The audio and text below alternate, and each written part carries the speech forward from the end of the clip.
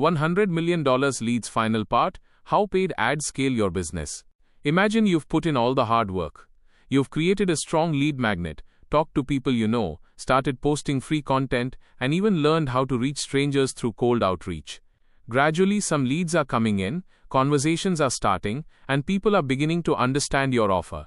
But now, a new fear stands before you. If growth remains this slow, when will the business actually scale? If you have to personally message every lead, post all the content yourself, and handle every follow-up, how far can you really go? And this is where the curiosity begins. Is there a way to spend money to buy attention, reach the right people quickly, and move your business away from manual labor into a growth machine? In the fourth part, we talked about cold outreach. Cold outreach meant contacting people who don't know you. The biggest problem there was trust. In warm outreach, people know you. In free content, they understand you over time. But in cold outreach, you suddenly appear in an unknown person's inbox, email, or call. That's why a proper list, personalization, big fast value, and respectful follow-up were essential. We understood that cold outreach involves three battles: finding the lead, getting attention, and building trust. However, cold outreach also has its limits. No matter how disciplined you are, your energy, time, and reach will remain limited in a single day. This is where the story of paid ads begins. Paid ads mean you pay a platform so that your message appears in front of your ideal cold leads. This could be an Instagram ad, a Facebook ad, a YouTube ad, a Google search ad, a LinkedIn ad, or a sponsored placement on another platform. In warm outreach, you use your network. In free content, you invest patience and consistency. In cold outreach, you put in time and effort. In paid ads, you invest money to get reach. Paid ads can be the fastest way to reach an audience, but this fastest way can also be the riskiest. This is because a mistake shows up directly as a loss of money. If your offer isn't clear, the ad is weak, the targeting is wrong, the landing page is confusing, or the follow-up system is weak, you can lose money without getting a single lead. This is why paid ads should not be considered the first step. First, you need basic proof of your lead magnet, offer, messaging, and conversion. Ads are like fire. If you have the right engine, you can accelerate growth. But if the system is weak, that same fire can burn through your cash. Before starting paid ads, the biggest question is which platform to choose. Many people simply pick the platform where everyone else is running ads. But the right platform is where your audience lives, where you understand the behavior, and where your offer fits naturally. If you are selling a consumer service like a local gym, salon, clinic, or coaching, Facebook and Instagram can be useful. If people are actively searching for your service, Google search ads are relevant. If your offer is business to business and the decision makers are professionals, LinkedIn can sometimes be useful. But when choosing a platform, look at audience intent and cost, not just popularity. The second point is budget. In paid ads, you should start with small tests. Many people get excited, set a huge budget, and then claim ads don't work. In reality, an ad isn't perfect the first time. You have to test the headline, the creative, the audience, the landing page, and the offer. In the beginning, ad spend should be viewed as a learning cost, not gambling. If every test teaches you what isn't working, you are improving the system. The third important part of paid ads is targeting. Platforms often allow you to select your audience. In many places, you can use options like interests, location, age, behavior, keywords, custom audiences, or lookalike audiences. But targeting isn't just about platform settings. Targeting is also in your message. If your ad says, business owners, if you aren't getting leads, this is for you, you are calling out a specific group. If you say, gym owners, how to turn empty trial sessions into paying members, the targeting becomes even more specific. The more clearly you call out your ideal customer, the better the chance that the wrong people will filter themselves out. In Hormozi's framework, the basic formula for an effective ad is explained very simply: call out, value, and call to action. Calling out means grabbing the attention of your ideal customer. Value means giving them a reason to move forward. Call to action means telling them clearly what to do next. This formula is simple, but there is power in that simplicity. The job of the ad isn't to explain everything. The job of the ad is to stop the right person, generate interest, and lead them to the next step. Calling out can be done in many ways. You can use labels like gym owners, coaches, small business owners, real estate agents, or creators. You can ask a yes or no question like, do you have a great product but still aren't getting leads? You can use an if-then statement like, if you have traffic on your website but no sales, watch this. You can also promise an unusual result, but the promise must be realistic and truthful. In paid ads, a false claim breaks trust very quickly. Calling out isn't just done with words. Visuals, voice, facial expressions, colors, video openings, thumbnails, and the first frame, all of these grab attention. If your ad is a video, the first 2 to 3 seconds are crucial. If it's an image ad, the image and headline should be immediately clear. If it's a search ad, the keyword and headline must match. Creativity in an ad doesn't just mean a pretty design. Creativity means stopping the right audience and making them feel the message is specifically for them. After the call out comes value. This is the heart of the ad. The audience asks, "What's in it for me?" You have to make it clear why your lead magnet, offer, or next step is valuable to them. If you're giving away a free guide, what is the benefit in that guide?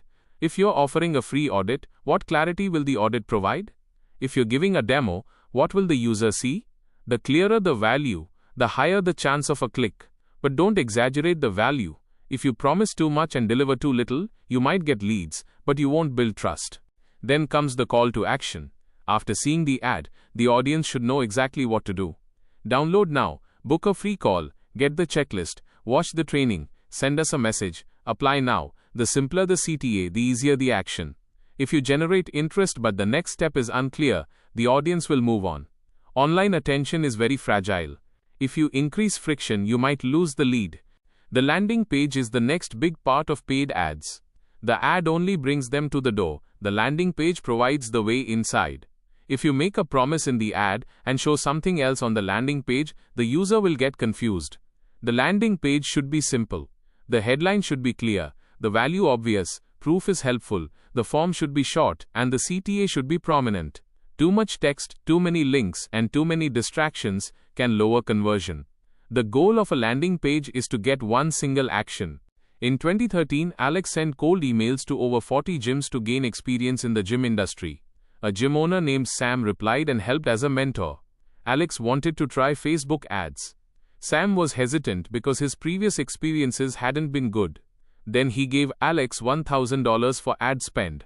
Alex created a simple ad offering a free training session to people if they were willing to share their before and after photos. After the ad went live, leads came in, and Alex generated revenue by selling the program. The lesson of this story isn't that every ad will be profitable on the first attempt, but rather that if the offer, audience, and CTA are right, an ad can turn attention into leads. In paid ads, you should test the headline first. If the headline doesn't grab attention, no one will see the rest of the ad. After that, test the image or video creative. Then test the reward or offer. Then test the landing page. Then test the follow-up. Very often people blame the ad when the problem is actually the landing page. Sometimes the landing page is fine, but the offer is weak. Sometimes the offer is great, but the audience is wrong. Therefore, everything in paid ads should be viewed as a system. The goal of paid ads shouldn't just be clicks. Clicks feel good, but a business doesn't run on clicks. You have to see how many clicks became leads, how many leads turned into conversations, how many conversations became sales, and how much it cost to acquire each customer. If you don't know the average amount of money you make from one customer, it will be hard to control the ad budget. Paid ads are a numbers game, but there is human psychology behind the numbers. You have to understand why people stop, why they trust, and why they buy. The most important thing here is not to view paid ads as a standalone solution. Ads only become powerful when there is a whole system behind them. The lead magnet should be good. The core offer should be clear. Free content should be building credibility. You should have gathered market feedback from warm and cold outreach. The follow-up system should be ready. The sales process should be simple. Delivery should be strong. If all of this isn't in place, ads will only send traffic, and that traffic will leak away without a system. Now let's tie the whole series together. In the first part, we understood the lead magnet. In business, engaged leads are one of the most valuable assets. A lead magnet is your first handshake. It shows the customer that you understand their problem. It should be small, useful, simple, well presented, and end with a clear CTA. Even though it's free, a lead magnet is proof of your quality. In the second part, we looked at warm outreach. When you're starting out, the easiest path is to talk to people who already know you. Phone contacts, email contacts, followers, friends, and old customers. You can talk to them through personal messages. In warm outreach, it's important to respect the relationship. First talk, then identify the problem, then offer the lead magnet, and then, if relevant, the core offer. This method helps provide initial clients feedback and confidence. In the third part, we understood the power of free content. Free content is like large-scale warm outreach. You provide value in public, build an audience, and gradually bring strangers onto a journey of trust. Every piece of content should have a hook, retain, and reward. The hook grabs attention, retain keeps the audience engaged, and the reward builds trust. Content isn't just for likes, it's for credibility, authority, and future sales. In the fourth part, we understood cold outreach. When the warm list becomes limited and free content takes time, cold outreach gives you direct access to strangers. In this, you have to find the right leads, understand their context, send personalized messages, provide big fast value, and do respectful follow-ups. Cold outreach is uncomfortable, but it provides direct feedback from the market. It teaches you whether your offer is truly clear or not. And now, in the fifth part, we understood paid ads. Paid ads give you reach quickly but also bring risk. Before putting money into ads, it's necessary to test the offer, lead magnet, and conversion system. An effective ad must have a call-out, value, and call to action. If the platform is right, the audience is right, the message is clear, the landing page is simple, and the follow-up is strong, then ads become a growth machine. Otherwise, they just make you spend money. The biggest message of this whole story is that leads don't come from luck, they come from a system. First, you create value, then you get that value to the right people. Then you build trust, then you present the offer, then you build a reputation through delivery. This cycle repeats over and over. No business survives long-term on just one viral post, one lucky ad, or one big client. A business survives on predictable lead flow, a strong offer, and consistent execution. Alex Hormozi's $100 million leads teaches us that the path to turning strangers into buyers is not magic. It's a game of steps. First, understand the problem, then create a lead magnet. First, talk to people you know, then build an audience with content. Then do cold outreach to strangers, and once the system is proven, scale with paid ads. Every step prepares for the next step. If you jump straight into ads, you'll likely lose money. If you stay only with content, growth might be slow. If you only do outreach, your scale will remain limited. The real power lies in intelligently connecting all these channels. Failure will occur in this process.